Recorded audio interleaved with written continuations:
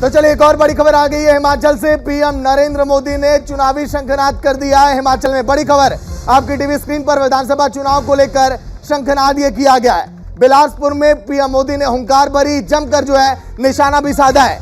तस्वीरें भी हम आपको दिखाएंगे। लेकिन विधानसभा चुनाव, दो दिग्गज पार्टियां चुनावी मैदान में। बीजेपी के सामने एक तरफ है कांग्रेस, एक तरफ आम आदमी पार्टी। लगातार अरविंद केजरीवाल गारंटी योजनाओं के जरिए वहां की जनता को साधने की तैयारी में तो है, लेकिन क्या पीएम नरेंद्र मोदी ने जो हिमाचल में आज बड़ी बड़ी बातें कही है, जो एम्स की सौगात दी, जो बड़ी बड़ी परियोजनाओं की लॉन्चिंग की है, क्या आम जनता उसकी तरफ आकर्षित नहीं होगी? तस्वीरें हम आपको दिखाएंगे, क्योंकि पीएम नरेंद्र मोदी ने आज संबोधित भी किया, एम्स का उद्घाटन भी किया। क्या कुछ खूबियां हैं वो भी हम आपको बताएंगे। लेकिन हिमाचल का जो अगर बात करें चुनावी गणित की, तो वहां पर कांग्रेस इस बार सत्ता वापसी के लिए बेताब है। जयराम, जो कि इस समय सीएम है जयराम ठाकुर, इस समय हिमाचल के वो इस तैयारी में है कि यहां पर सत्ता वापसी हमारे लिए करना बड़ा आसान होगा। लेकिन सामने खड़ी हैं दो विपक्ष में पार्टियां, आम आदमी पार्टी और कांग्रेस। तो देखिए आज के दिन की तस्वीरें, पीएम नरेंद्र मोदी पहुंचे, अनुराग ठाकुर भी वहां पर पहुंचे क्योंकि एम्स की सौगात मिली। ऐसे में वहां पर स्वास्थ्य मंत्री का भी रहना देखिए जरूरी हो जाता है। पीएम नरेंद्र मोदी जब पहुंचे विभिन्न परियोजनाओं की शुरुआत के लिए, लेकिन किस तरह से बनाया गया है पूरे एम्स को, उसका भी यहाँ पर मैप तैयार किया गया। और जब बिलासपुर पहुंचे पीएम नरेंद्र मोदी, तो एक अलग ही जश्न, एक अलग ही उत्साह वहां पर दिखाई दे रहा था, क्योंकि हिमाचल के लिए एक बहुत बड़ा तोहफा है, बहुत खास ये तोहफा है, जिसका बहुत दिनों से इंतजार था हिमाचल वासियों को। सोचिए अगर आपके प्रदेश में अगर बेहतर हॉस्पिटल है, बेहतर इलाज अगर मिल रहा है, बेहतर शिक्षा है, यही तो चाहिए प्रदेशवासियों को। और इसी की सौगात लगातार बीजेपी की तरफ से दी जा रही है, और ये उसी का पूरा मैप भी तैयार है। लेकिन आज के दिन हिमाचल की भूमि से पीएम नरेंद्र मोदी ने क्या कुछ कहा है वो भी आप सुनिए। बिलासपुर आलियो और धन्य हो गया। आज मिंजो दशहरे रे इस पावन मौके पर माता नैना देविया रे आशीर्वादाने तुआ सर्या साराया ये दर्शन रा सौभाग्य मिला। तुहा सारा जो मेरी राम राम आप सभी को, संपूर्ण देशवासियों को विजयादशमी के अवसर पर अनंत अनंत शुभकामनाएं। ये पावन पर्व हर बुराई से पार पाते हुए अमृत काल के लिए जिन पंच प्राणों का संकल्प देश ने लिया है, उन पर चलने के लिए नई ऊर्जा देगा। मेरा सौभाग्य है कि विजयादशमी पर हिमाचल प्रदेश के लोगों को स्वास्थ्य, शिक्षा, रोजगार और इंफ्रास्ट्रक्चर के हजारों करोड़ रुपए के प्रोजेक्ट्स इसका उपहार देने का तो 68 विधानसभा सीटों वाले हिमाचल में आने वाले समय में चुनाव है, और 68 विधानसभा सीटों की अगर बात करें तो बहुमत का जो जादुई आंकड़ा है, कैसे उसको प्राप्त किया जाए, इसी जद्दोजहद में सभी पार्टियां लगी हैं, चाहे वो बीजेपी हो या कांग्रेस या फिर आम आदमी पार्टी। लेकिन 68 विधानसभा सीटों में अगर हम बात करें, बीजेपी का दबदबा दिखाई दिया है। लेकिन क्या ये जो दो पार्टियां हैं इस बार मिलकर बीजेपी का वोट बैंक जो है, जो इनकी पाले में आता है, कम कर पाएंगी क्या? सहयोगी दीपक चौबे लाइव जुड़ेंगे पूरी जानकारी के साथ। दीपक, ताजा अपडेट क्या है? देखिए बड़ी बड़ी सौगातें मिली आज हिमाचल वासियों को।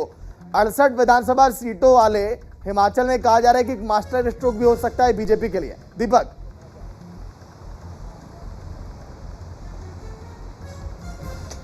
जी बिल्कुल सागर, देखिए अगर जिस तरीके से अब बीजेपी पूरे मूड में आ चुकी है चुनाव को लेकर, जिस तरीके से हिमाचल में प्रधानमंत्री नरेंद्र मोदी, उसके बाद अनुराग ठाकुर, बीजेपी राष्ट्रीय अध्यक्ष जेपी नड्डा लगातार वहां का दौरा कर रहे हैं। और देखिए आज बड़ी सौगात दी है प्रधानमंत्री नरेंद्र मोदी ने।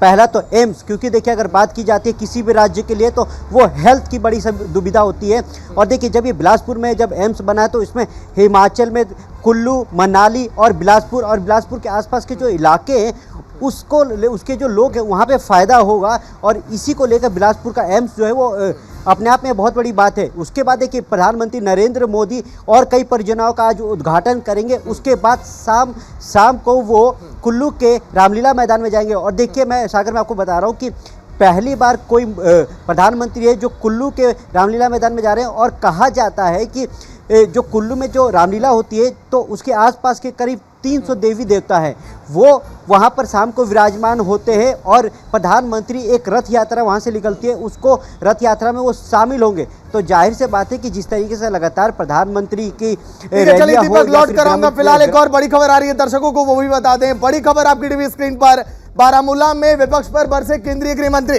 बड़ी खबर आपकी टीवी स्क्रीन पर हम दिखाएंगे। अमित शाह जमकर बरसे विपक्ष पर बारामूला में।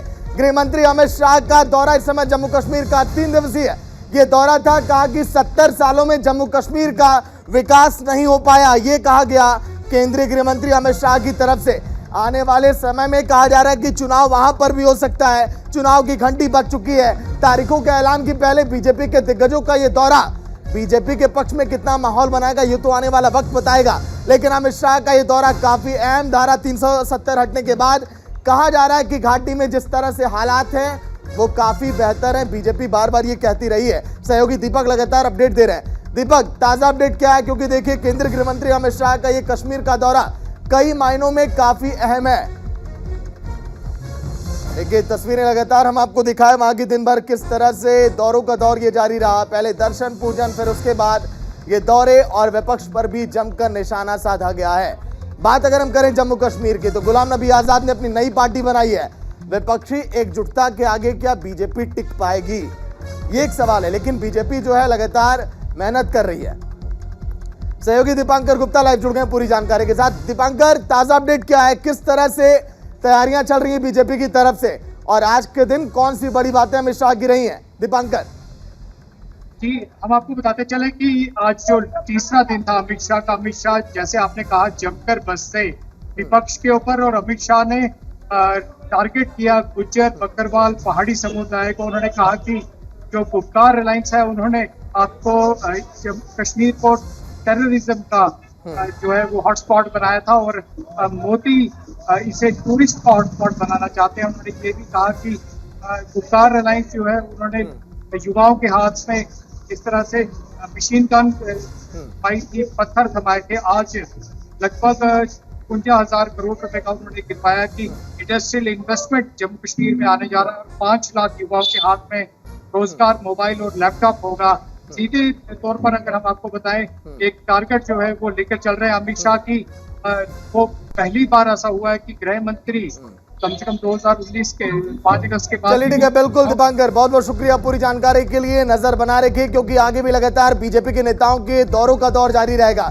जम्मू कश्मीर जहां पर लगातार टारगेट किलिंग, कश्मीरी पंडितों की हत्या, कई बड़ी बड़ी घटनाएं सामने आई।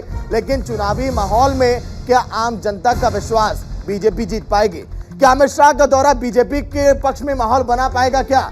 और कौन सी पार्टी घाटी में चमत्कार करेगी, ये बताएगा आने वाला वक्त।